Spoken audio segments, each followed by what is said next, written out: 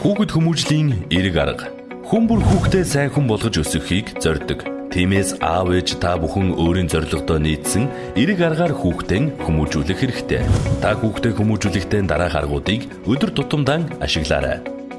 Хүүхэдтэйгээ ярилцах, хамт байх цаг гаргаарай. Та маш их ажилтай байсан ч гэсэн хүүхэд гэр бүлтэйгээ ярилцах, тэдэнтэй хамт байх цагийг өдөр бүр гаргаж байгаарай. Хүүхэдтэйгээ чөлөөтэй ярьж, тэдний саналыг сонсох нь ирээдүйд өөртөө итгэлтэй, бие даасан хүн болж төлөвшөхт нь туслах болно. Өөрөөр зөв үлгэрэл. Таны хийсэн үйлдэл хэлсэн үг бүхнийг хүүхэд тань даган дуурайдаг тул та үргэлж зөв үг үйлдэлээр үлгэрлэж байгаарай. Тиймээс эцэг их та өөрийн дутагдaltaй талыг анзаарч түүнийгээ засахыг хичээх нь чухал. Хүүхдээ хүндэлж магтан сайшаа.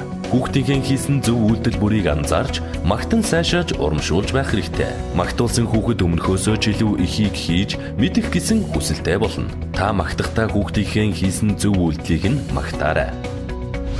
Үгэлхээс татгалз. Та хүүхдээсээ хүсэж байгаа зүйлээ олон удаа давтаж хэлэхгүй байхыг хичээгээрэй.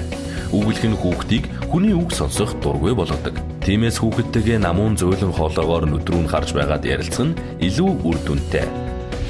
Зодож шийдэхээс татгалз. Зодуул шийдгүүлдэг хүүхэд үзэл бодлоо илэрхийлэхээс айдаг.